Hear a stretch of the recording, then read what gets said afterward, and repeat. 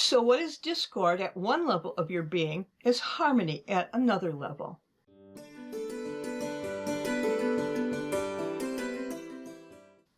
Hi, I'm Linda Watson-Call. Thank you for joining this episode of Dragonfly Soup. Now, as a favor to me, if you enjoy this program, please click like before you leave. I'll admit it feels good to receive some love. And if you think this episode would be of value for someone else, please feel free to share it. Let's get the message out. I also want to give a big shout out to Giovanna. She spoke with me this past week about goals and how if you really want something, you have to keep working at getting it. Thanks, Giovanna. I really enjoyed talking with you. The other day, I was in the band room. Each group of instruments was practicing their parts for an upcoming performance. The room sounded like chaos. The tubas were playing the same 3 notes over and over again. The flutes were making a chirping sound. It sounded pretty, but it wasn't very meaningful to me. And it was the same way with all the other instruments. After 20 minutes or so, the band director called the class together. Oh, thank you. And they began to play the selection that they were practicing. Magically, it all sounded beautiful. The notes meshed together, and there was a harmony that wasn't evident during the practice. You know, our lives are often like the band room during rehearsal. Every aspect of our life can be compared to a musical instrument, and we may not always understand the notes that are being played. It's not until some time later that we understand that the confusion was necessary to reach a satisfying end to that particular situation. Now, take my friend Mary, who's recently divorced.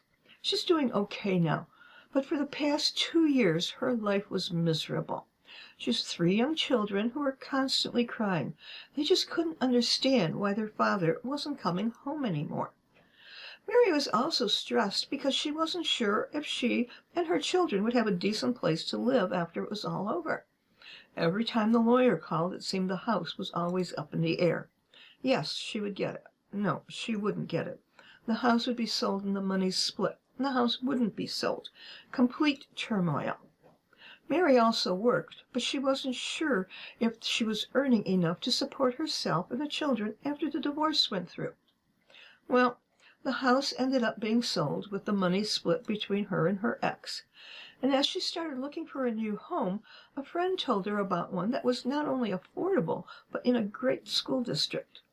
She then found a job much closer to home. Out of the chaos came a life she could finally enjoy. Another example is Joe. Joe walked in and fell in the chair in his counselor's office. Miss Schultz could see that he was distressed, big time. And after a few minutes, he blurted out, "It's just not fair." Then he went on to explain that his father accepted a new position in another state, and he was transferring to another school for his junior and senior years. "It's halfway around the world," Joe shouted. "It may be on the other coast," Miss Schultz tried to console him, "but you'll still be in this country." "BFD, I'm going to lose everything I've been working for." Joe's concern was that he was a school's football star. And even though his grades weren't the best, he was banking on his sports ability to get him into one of the top universities in the country. Miss Schultz met with his parents and tried to find a way for Joe to finish high school in this school, but there was no compromising. An angry Joe left for his new home that summer. 6 months later, Miss Schultz got an email from Joe. He said the move wasn't easy, and he thought he ruined everything because he started acting out with his attitude in the new school. But he tried out for football anyway. He made the team, and now he's enjoying his new friends. He came to realize that it was really up to him to follow his dream and do what he had to do to make it all work. He's still not sure about getting into the university of his choice, but he's working on it. Alan Watts, a British writer, once wrote, "So what is discord on one level of your being is harmony at another level." Now, you can call it anything you want, chaos, conflict, clashes, discord, or friction.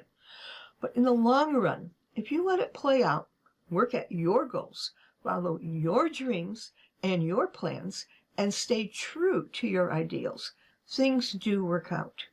And the beauty is sometimes they don't work out the way we expect them to. It actually works out for the better.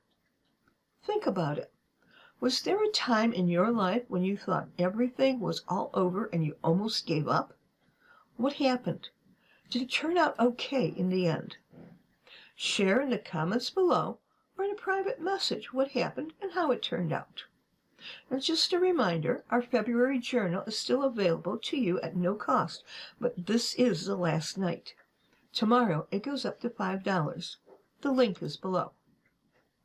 You might also want to check out gifts at our gift shop where you can purchase items like this Dragonfly Soup t-shirt, hoodies, or other gifts. That link is below too. Now, click like, share, and I'll see you next week, right here on Dragonfly Soup. Here's to our transformation and our best year ever.